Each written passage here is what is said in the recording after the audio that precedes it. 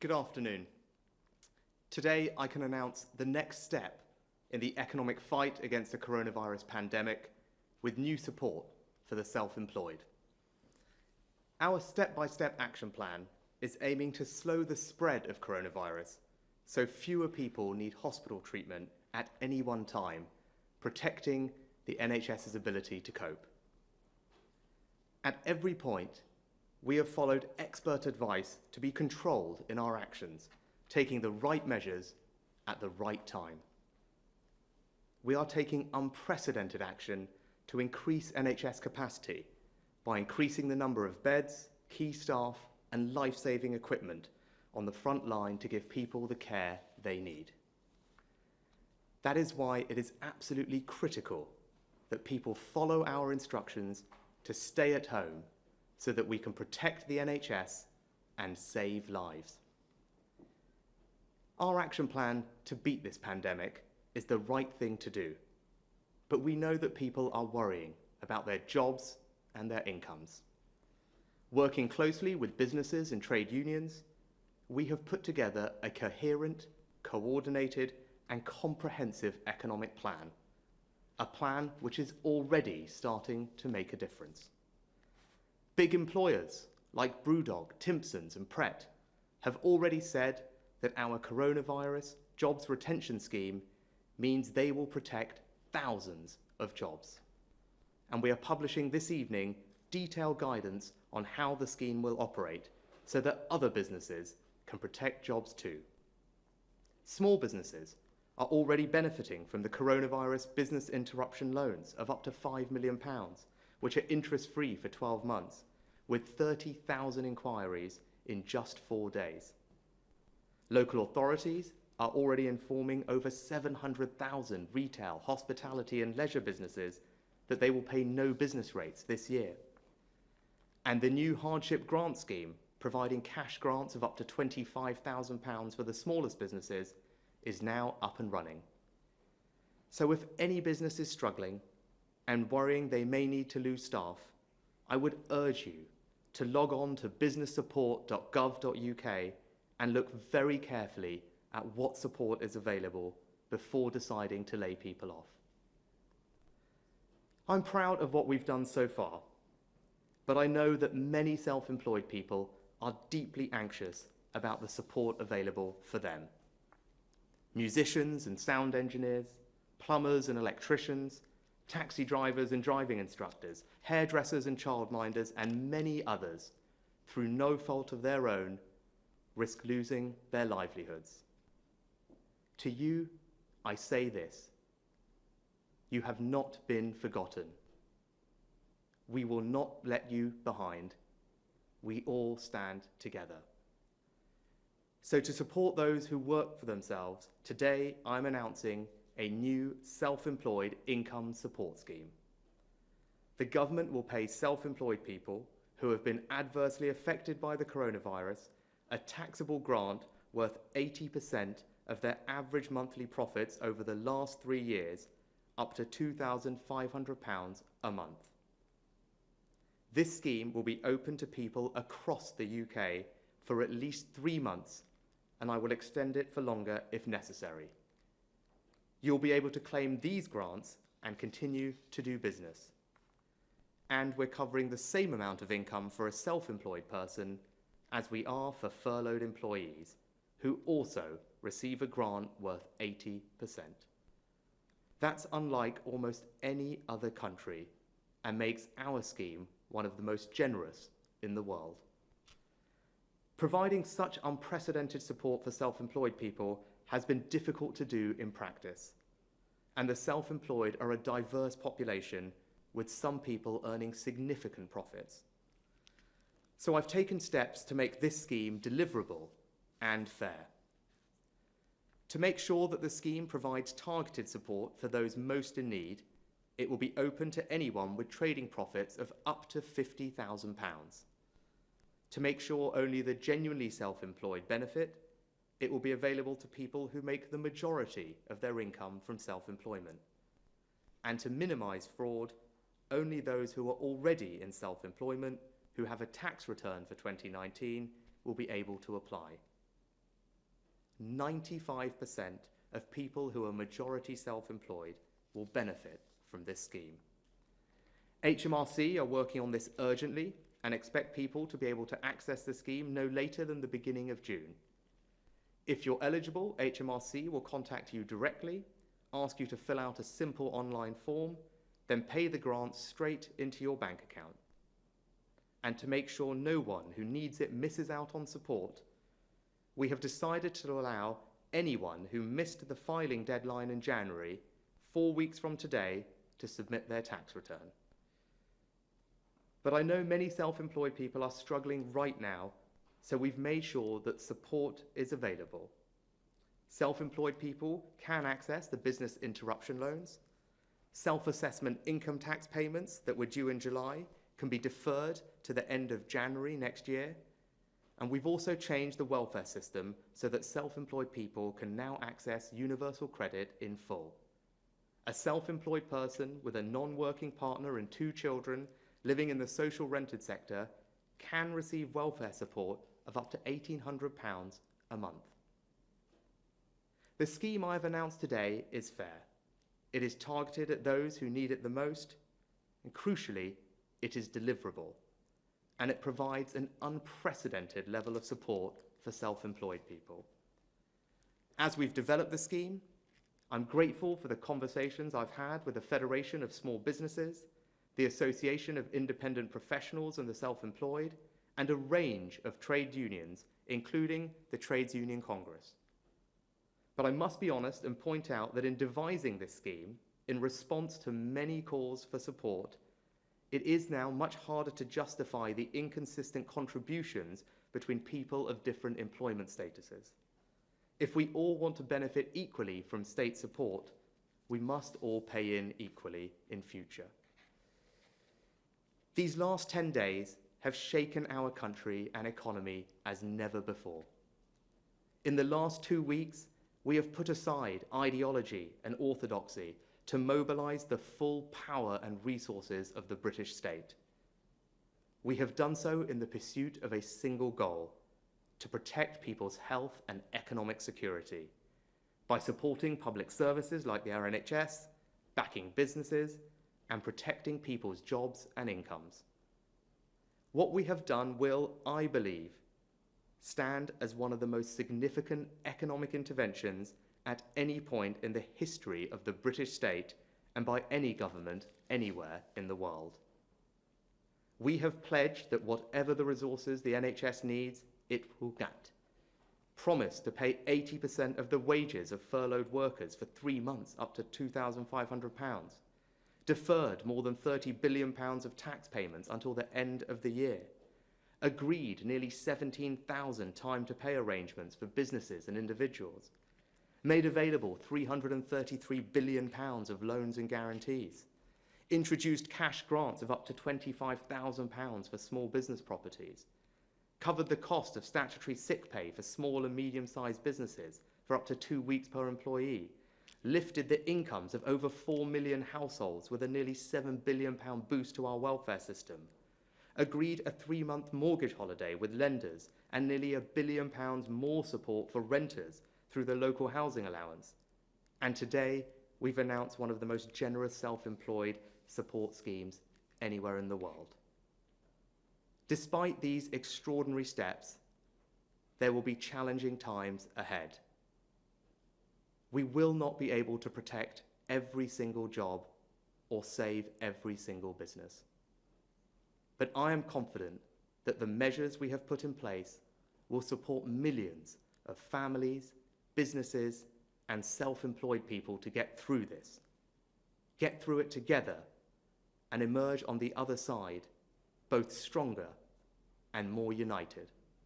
Thank you. I think if we can take some questions from the media, turning first to Laura Koonsberg from the BBC. Thank you very much, Chancellor. You've said you hope to cover nearly all of the self-employed, but what about people who this scheme does not cover? And when do you hope the money will start coming through?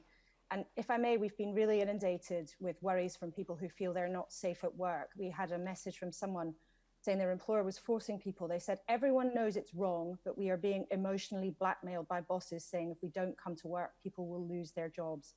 As the Chancellor, what do you say to employers who are flouting the rules like that? And to the Deputy CMO, if I may, when do you now expect the peak of the virus to be from the most up-to-date information you have, please? Thanks, Laura. To your first question, this scheme, if you look at people who make the majority of their earnings from self-employment, this scheme will cover 95% of them. Of the people that it does not cover, that last 5%, those above the income threshold that we set, their average incomes are about £200,000. So we think what we have done is reasonable, proportionate and fair, and as I said, covers 95% of all self-employed people who make the majority of their earnings from self-employment. So I think it is a very generous scheme in that regard, and treats them with the same parity that we did for employed. In terms of the timing, our expectation is that this will be up and running by the beginning of June. We will look to try and do it faster than that, but I don't want to promise something that we can't deliver today. As I've said before, this is operationally complicated. We are already designing brand new schemes to cover the 90% of the population that are employed. Here, we need to design another scheme on top of that, and we also want to give now 4 weeks for people who haven't filed their tax return yet from January an opportunity to do so to benefit from this scheme. And I think that was a trade-off that was worth making, giving people that little bit of extra time now, those late filers, but that does have a little bit of a knock-on impact about when the scheme can be fully up and running. And I'll turn to Jenny to answer your second question around workplace guidance and the virus timing. So I think on the workplace guidance, it's really important that employers, most of whom have been extraordinarily supportive, I think, of their employees, stick to the normal principles of workplace health. We've made it very clear, I think, what those principles are. If people can work from home, they should be able to. If they can't, there may be adaptations that they can do in the workplace. And we've also made it clear what sorts of distances and practical measures can be made to ensure people are safe. So in some ways, although we're being more specific about the public health requirements in the middle of this outbreak, actually the same principles about workplace safety apply. And I know the Health and Safety Executive were reminding workplaces of that today earlier. On the issue of the peak in the epidemic, I'm sure you will not be surprised to know that I am not going to predict a precise timing for that. And the reason for that is we are only just starting to see a bite, if you like, in the interventions, the social distancing that have been put into place. It would be far too early to predict that. I think we are starting to see some helpful movement, let's put it that way, and what we will be looking for is a change in the slope rather than being a very steep curve upwards. We will be looking for it to be a gentler slope, but we must not take our foot off the pedal. People have been really cooperative, and I think in the last few days the public have really understood that this is something very serious, and their actions, wherever they are, will save lives. So too early to say yet, but I think starting to move in the right direction. Brilliant. Thank you. Could I turn next to Beth Rigby from Sky? Thank you, Chancellor. A question for you on your scheme. A big scheme, but you can't get the money until June. You're telling people that they can apply for universal credit, but there's a 5-week wait for the first payment. Can you guarantee to people watching this who are in immediate and desperate need that if they apply for universal credit, that they will get an advance payment in 10 days or less to tide them over? And a question, if I may, to the Deputy CMO, how many NHS staff are currently unable to work because they are unwell or self-isolating? It's obviously an area of huge concern for everyone. Thank you. Beth, to your question about people's immediate cash flow needs, to which of course we're enormously sympathetic to, we've done a couple of things with regard to universal credit. First, making it just more accessible, particularly for those who are self-employed, and more generous in that regard overall in terms of the measures I've already announced. But in terms of speed, it is already the case, and the Department for Work and Pensions are highly focused on this, that people can get an advance payment almost immediately after the claim, so they do not have to wait for the 5 weeks. An advance payment can be given almost immediately, certainly within days. That's very much what they are already doing. On top of that, we have deployed extra resources into local authorities, particularly to help those who are most vulnerable with things like their council tax bill, which for many families is a very large bill that they face every month. And so local authorities now are in receipt of the extra money we've given them, and they can work in their own communities to identify those most vulnerable families that you've talked about and ensure they get a little bit of extra help to help tide through the difficult few weeks and months ahead. Thank you. So I don't have the precise figure with me this afternoon in relation to NHS staffing, but I'm sure my NHS colleagues would do. I think the important thing is I do recognise that there are a significant number of staff who are absolutely doing the right thing, as the rest of the public are, in taking themselves out of the workforce if they are symptomatic, and maintaining the safety for the rest of the public, but particularly the vulnerable patients. And I think we have to recognise and support that. The two things we have been doing to try and improve that as we go forward, that is the right thing to do, but we can help everybody, I think. Number one, to be clear on what the workplace guidance is, and there is some very helpful guidance through the NHS, but particularly for people with in the vulnerable group, if you like, with underlying conditions. I think some people have interpreted that if they're healthy and well but have an underlying condition as perhaps needing to stay right out of the workforce. But for some of those people, it will be appropriate for them to work, but on an individual discussion with their workplace. And then I think the other issue, obviously, is I know you'll be aware we are trying to push forward on our testing programme, but right at the top of that list are the healthcare workers and our care workers more generally, and the frontline responders, for example, in police and other first-line response systems. And that's because we recognise that knowing whether people have had the disease or not brings people back into the workplace now, but it also means we know what our resilience is going forward as we move into the depths, really, of the epidemic. So it's for all of us to do that, and that's what we're trying to do. Thank you. Can I turn next to Robert Peston from ITV? Oh, shit. Hello? Afternoon, Robert. Oh, hello. Sorry, my connection doesn't seem to be terribly stable, so I'll give it a go.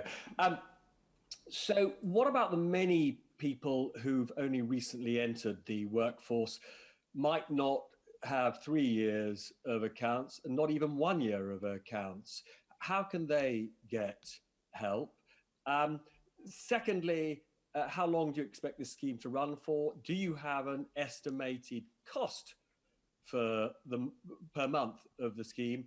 And finally, did I hear you right that when we're through this, you intend to equalise tax and national insurance between employment and self-employment, essentially as a sort of form of natural justice, since they're all being bailed out, or all of us are being bailed out on the same basis? And then finally, for the Deputy CMO, Chris Whitty said yesterday that the big problem in terms of ramping up testing is a world shortage of the bits and the kits. Why didn't we order the kits weeks ago when this first emerged as a problem? Why did we wait till everybody else had ordered kits? Robert, what was your first question exactly? It cut out for a second. Oh, sorry. So the first question is significant numbers of people have only entered the self-employment workforce recently. Yep. They won't have accounts. Yep. They certainly won't have 3-year accounts. They won't even have 1 year of accounts. Yep. How are you going to help them? Yep. So what we will do is, for those that don't have 3 years, we will look at whatever they do have, whether it's 1, 2 or 3. But seeing as we're looking at trading profits or partnership profits, obviously those can be volatile year to year. So where people do have more than 1 year, we will look to average out over the years. That was something that many people called for because it seems a sensible thing to do to smooth out that volatility. if people only have 1 year, we will be forced to only look at the 1 year. For people who we don't know anything about, there is really nothing we can do, and that's one of the complicated things we've been wrestling with. And I think most people accept that we have to use the database of people we know about and that have filed tax returns. That's the population that we have that I talked to, those that filed tax returns in January 31st of this year, or the late filers, which we'll give 4 weeks to. For those who are very recently self-employed, we cannot operate a scheme like this. There is just too much complexity, both operationally and fraud risk with that. So we would have to say to those people, please look at the extra support we've put into the welfare system to help you at this time. But as I said, this covers the vast majority of people. In terms of the time frame for the scheme, what we've said is analogous to the employed scheme. We would do this for 3 months. So obviously, if we are able to make payments to people at the beginning of June, they would receive 3 months payments at that one time, backdated to March, completely comparable to the employed scheme. And with regard to your question on tax, I think the broader point I would make is, rather than be too specific right now about future tax policy, is just an observation that there is currently an inconsistency in contributions between self-employed and employed. And obviously the actions taken today, which is very significant tens of billions of pounds of support for those who are self-employed, treating them the same way as those who are employed, it does just throw into light that question of inconsistency and whether that is fair to everybody going forward, especially as we look when we get through this and we're all chipping in together to right the ship afterwards, making sure that everyone is doing their bit as well. And I think that's a very fair and reasonable observation to make at this time.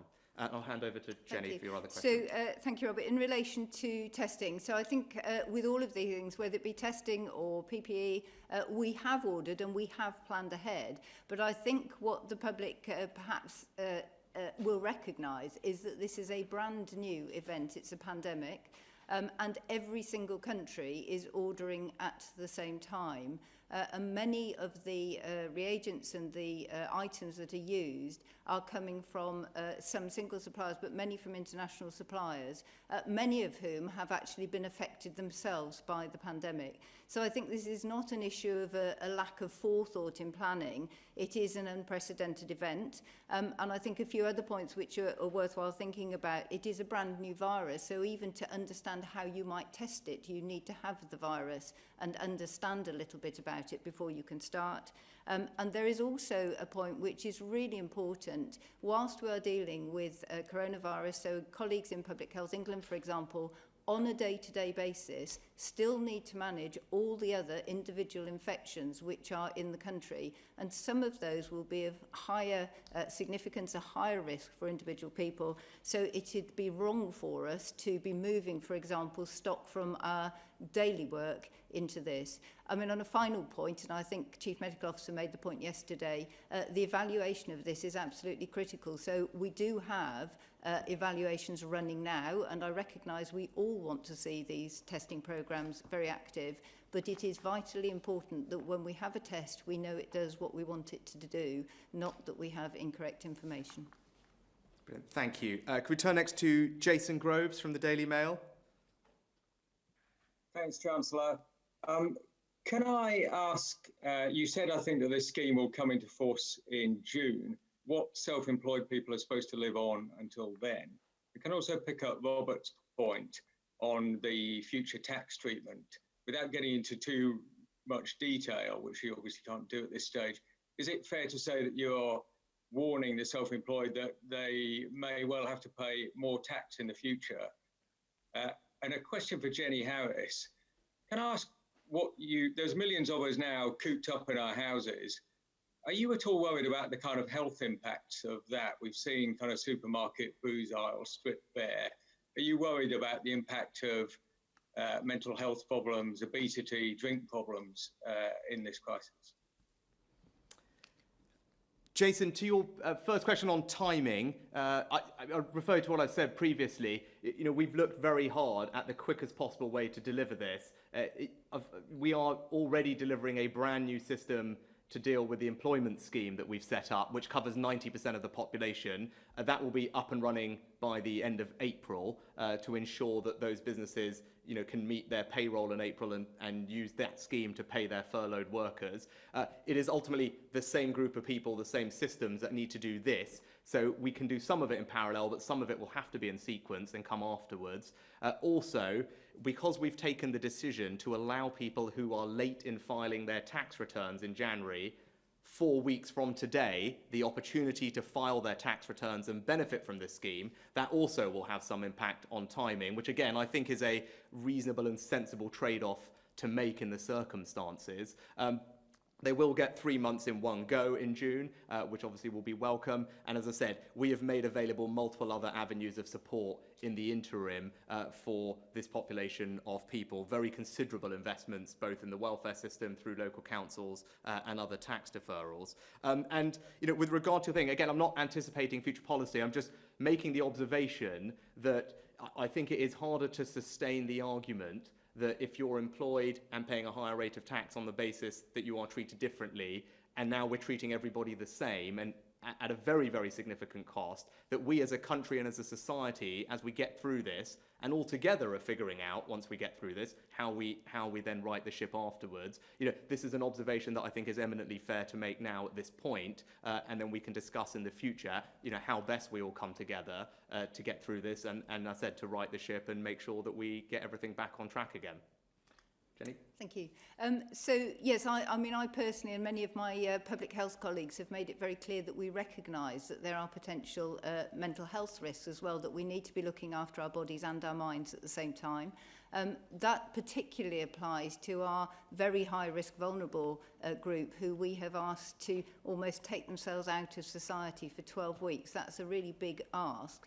And it's why in the letters which have gone out to them, there are specific links and suggestions around mental health and mental health welfare, linking with Every Mind Matters, all sorts of links to do that.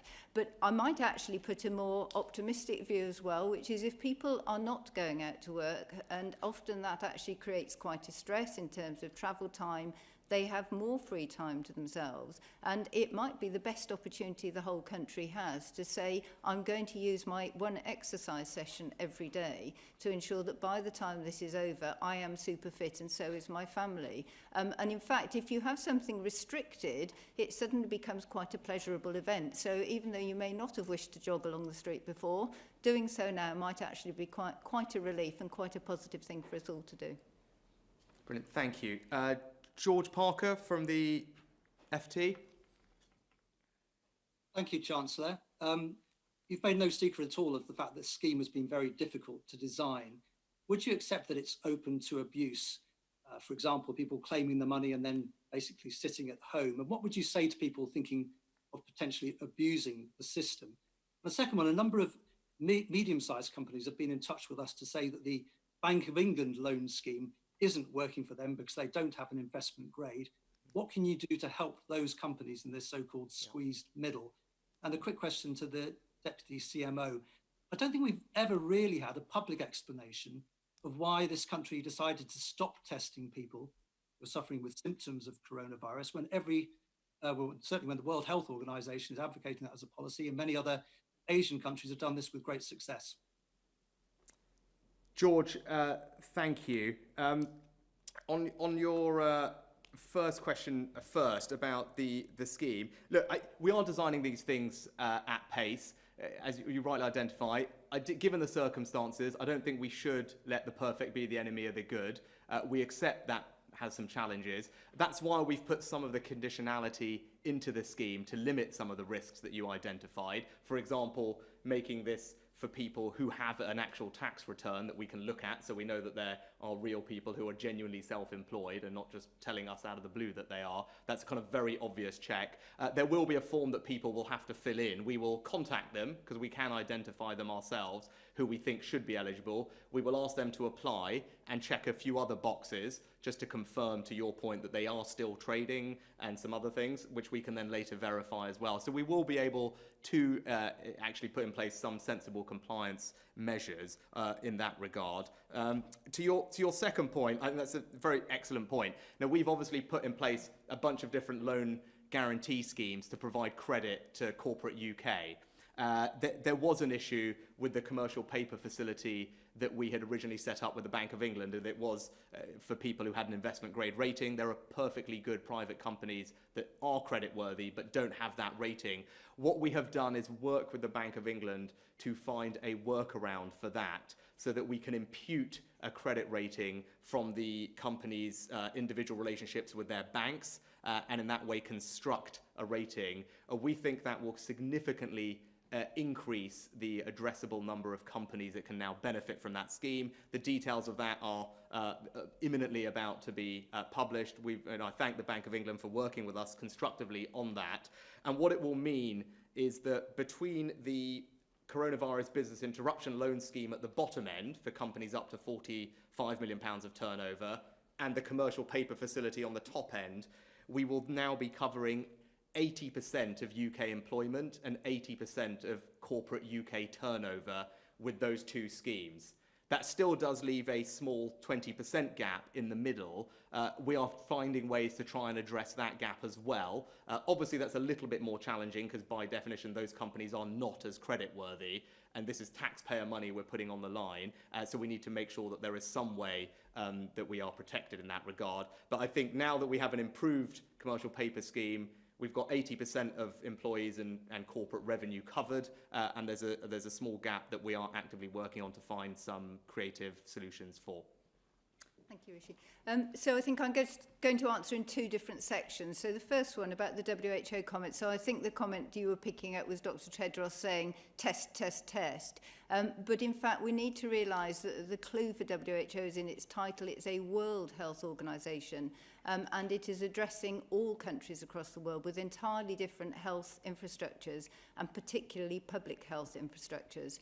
We have an extremely well-developed public health system in this country. And in fact, our public health teams actually train and others abroad. We have supported WHO through their go-on process, and some of our epidemiologists have gone out to Manila, for example, to support the early response in that area.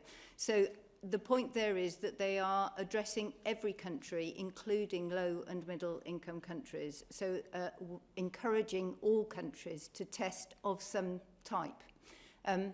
When you come to the UK, we have made it very, very clear there has been a plan right the way through this, which is entirely consistent with the science and epidemiology.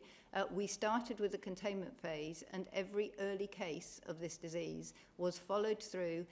Every contact was traced exactly as we would do for other diseases, but particularly noticing this one. And of course, the viewers will be very familiar with the fact that we had some very strict and very successful containment facilities. But there comes a point in a pandemic where that is not an appropriate intervention. And that is the point really where we moved into delay. And although we still do some contact tracing and testing, for example, in high-risk areas like prisons or care homes, not an appropriate mechanism as we go forward. At that point, what we need to do is focus on the clinical management of the patients first and foremost, and then additionally, as I've said earlier, on our health and care staff and first responder staff. So obviously, if there was infinite testing facilities, and we are growing them at pace, and we will have them, then it moves to the public. But we need to be very careful about focusing where it's clinically most valuable. Thank you. And to Anna Mikulova from The Telegraph.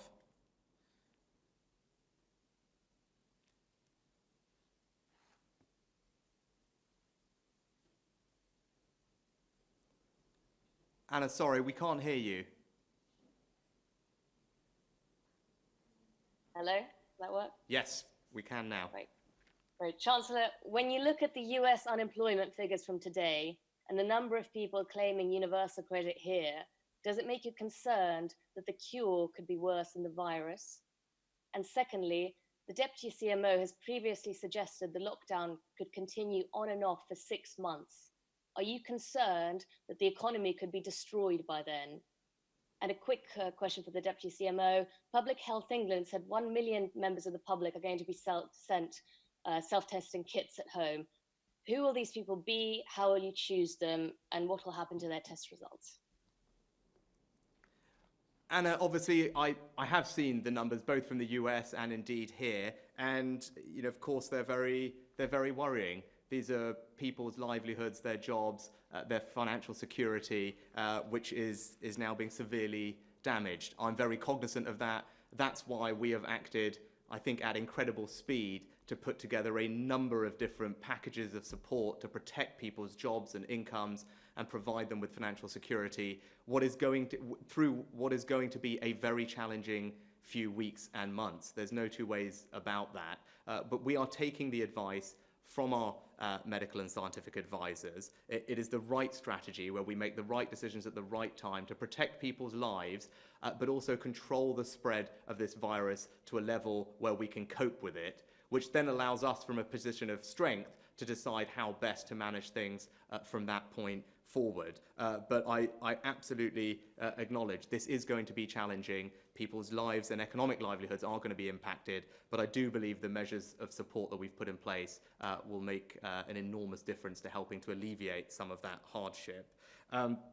And I think I think Jenny, do you want to, yeah. And I was going to pick up, I think the point about lockdown was it potentially is taken out of a context in the sense that what I was saying was we may see measures of lockdown going forward over the next 6 months. That would not be an implausible outcome, but I'd also said, I think, that as we're watching the curve, it may be possible, definitely not now because we're only just starting to get some benefit from this, but it may be possible to start moving that. So the issue here is about, exactly as we have done all the way through with this, is about watching the epidemiology and flexing those interventions at the right time in the right place to deliver what we need. And obviously, I think the whole country, and myself included, will want to be back to normal as soon as we can. So I think mentioning a 6 month, it's to give a general look forward about the sorts of length of this type of pandemic.